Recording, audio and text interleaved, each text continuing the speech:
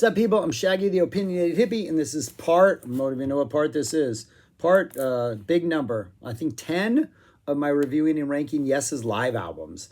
After I did their studio albums, I realized that there were a lot of live albums I just was not aware of. I'd heard the first three. I'm reviewing them all, including the first three in order, and then ranking them because that's what I do here. We're now on In the Present, live from Lyon.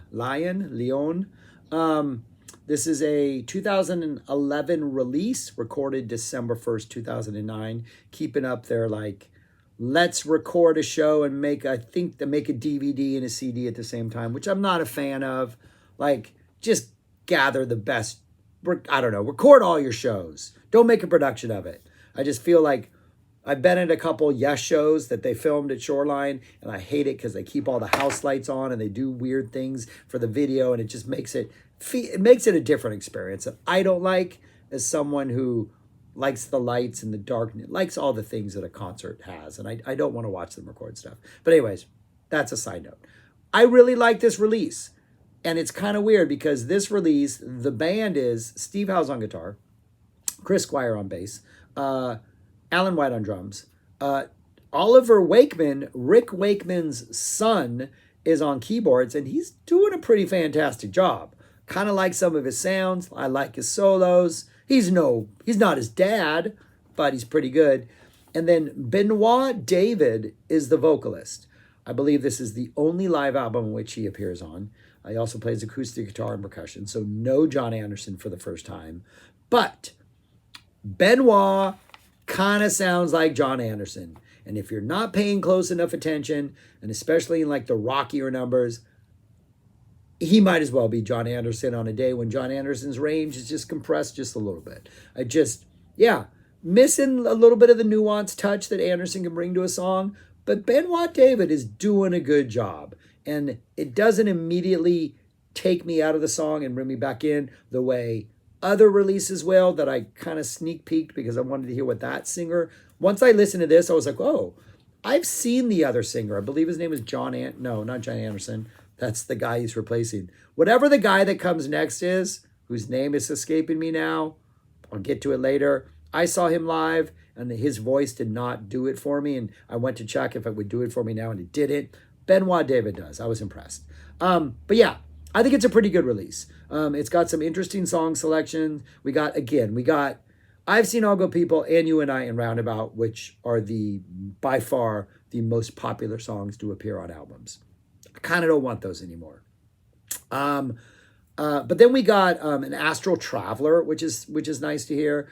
We got, for Steve Howe's solo section, he does Corkscrew off his solo album, and Second Initial. That's a bonus track on the Japanese version. But it's nice that he's not doing the clap and move for the day, and so that's really cool. I think The Owner of a Lonely Heart is one of the better ones here. They're taking away some of the weird sound effects are there, but they're also kind of more just bringing them down where they're not just reproducing them. They're kind of doing it in their own style. We get a Machine Messiah, which is pretty awesome. So some interesting song choices that kind of make it more interesting. So what I'm going to do is I'm going to rank the songs in order from my least favorite to favorite based on how different they are live, what they bring to the live context. So I might love Close to the Edge, but that doesn't necessarily mean Close to the Edge will be number one, because what they do with it live is generally stick to the format, stick to the studio version. So that's what I'm going to do. I'm going to go through them, 15 songs, 15-1. At the end, I will put the list on the screen, and then I will show you where this album ranks among the other 9 that I've already done.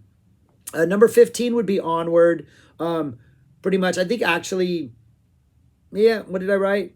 It might sound a little better than the studio version, maybe a little more life, but the song doesn't do anything for me much. Onward, easily number 15. It's pretty much what they do on the album. 14 is Second Initial. This is pretty true to the studio version. Sounds the same, so 14. It's a great selection. I'm glad this is what he's doing instead of the clap and Mood for a Day again. Mood for a Day.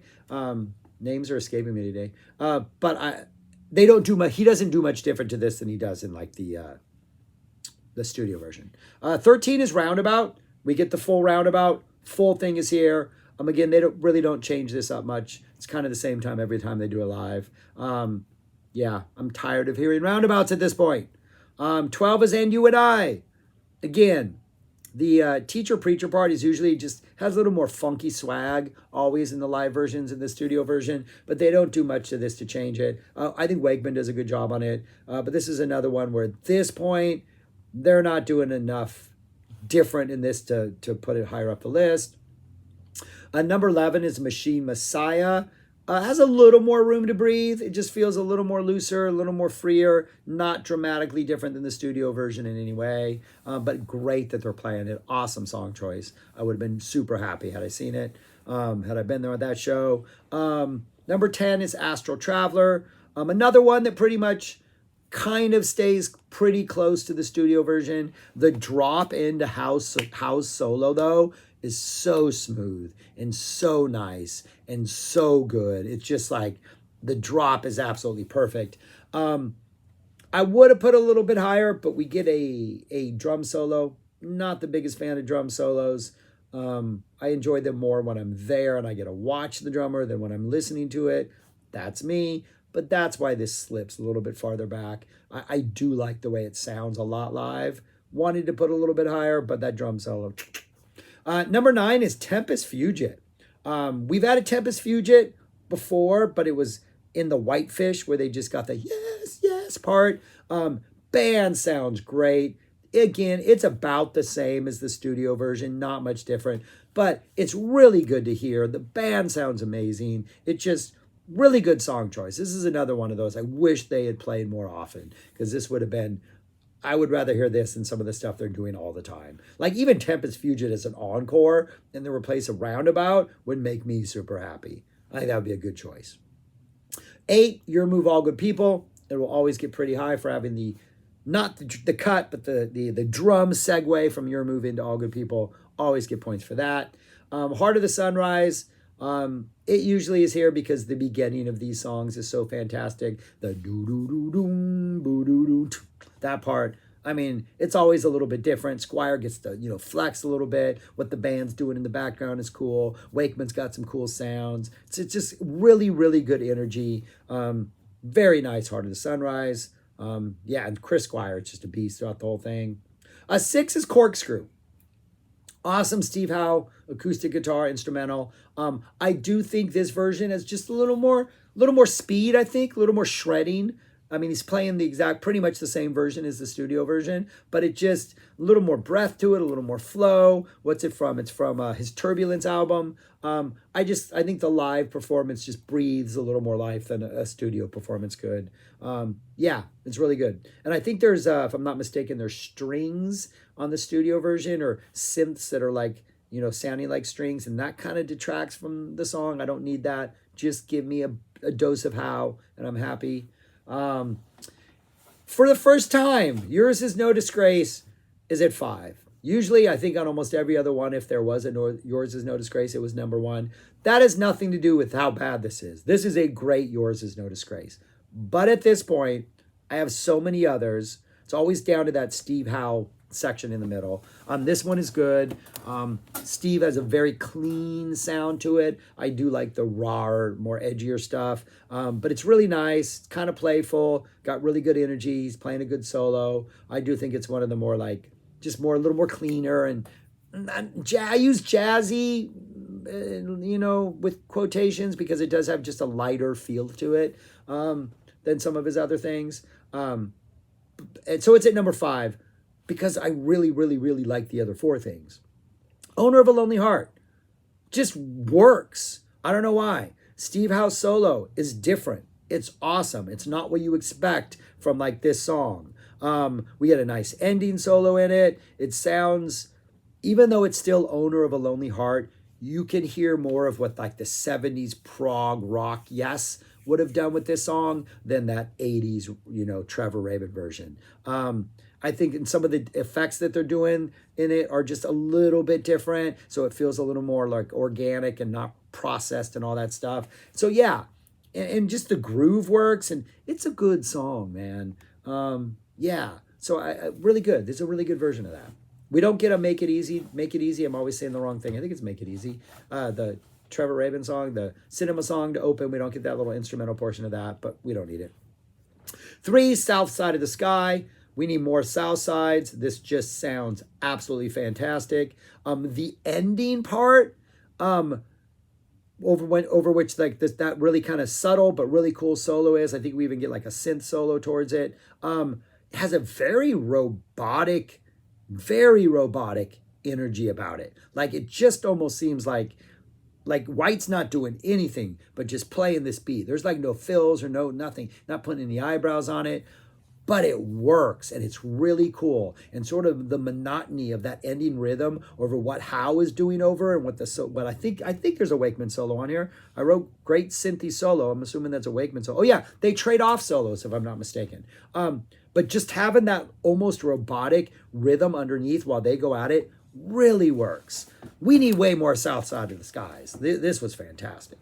Number 2 is the opening track, Siberian Katru. The solo at the end is just absolutely fantastic. It's very clean, full of attitude, absolutely amazing. I like this because the first time Benoit sings, I'm like, I can do this. Kind of sounds like Jon Anderson. In fact, I think I didn't immediately realize it wasn't Jon. I thought, hey, was it Jon not supposed to be on this? And then I paid closer attention and realized maybe it wasn't. Then I had to look it up because I honestly wasn't sure. But yeah, I like the sound of Howe's guitar on this. Everything about this just really works for me. Really good live Siberian Katru. Which leaves my number 1 song on here, Starship Trooper. The ending jam, the ending solo, the ending of this is just, it's absolutely fantastic. It's everything you want. Hal sounds amazing. Squire sounds amazing. I think Wakeman gets, Wakeman solos in this are absolutely amazing. It's Starship Trooper. It's everything you want out of a Starship Trooper. This Starship Trooper delivers. It's what you want with a Starship Trooper. Yeah, that's my number 1 favorite song on here. That's what they look like live. That is how I would rank them. I am also taking these, and I have a top 10 list that I am compiling. None of these songs would make that top 10 list. As much as I like the Starship Trooper on this, I do think, I'm going to show you the list right now, I do think the Starship Trooper that is on, where is that? That is on Keys to Ascension is probably better. Before I actually finalize this list, I might go back and just do a comparison, but I think that Starship Trooper is a little better. That's what my top 10 list looks like. Those, I think, are my favorite things I've heard so far. And as much as I like this, I'm not sure anything on here is going to knock off anything on there yet. I've only listened to most of these things. I'm just now listening to these for the first time. I'm going to revisit them and change it, but that's what I'm sticking to. And where would I rank this album? It would go right there at number 5. It's slightly above Keys to Ascension just because of the track listing, that Machine Messiah, that Tempest Fugit, that nice Owner of a Lonely Heart. And plus these performances are pretty stupidly ridiculous. But yeah, those are all pretty close, those 4, 5, 6. But yeah, I'd put it right there at 5. That's what I got. All right, that's all I got for this. A surprisingly good Yes album. I really enjoyed this sucker. Had a good time listening to it. And Benoit David, I'm a fan. I wish you had stuck around because I think you do a good job of being I don't even want to say a B grade Jon Anderson. Maybe like an A minus. Maybe if Jon Anderson's an S, you're like an A. I think you did a pretty good job, buddy. Band sounds good. Oliver Wakeman sounds good. I think this is the only album he's on live. So yeah, it's a good listen, man. Yeah, that's all I got. Share your thoughts on this. If you know something about this, I don't know, please share it in the comments. Subscribe, like, share, listen, and just go listen to the whole thing. I mean, Siberian's the first song. It starts off great. Starship is the last song. You want everything in between. It's a good journey. Yes did a good job on this tour. I'm impressed. I'm impressed. All right, thanks for watching. Subscribe, like, share, comment, and go listen to Yes. Peace. Talk to you later.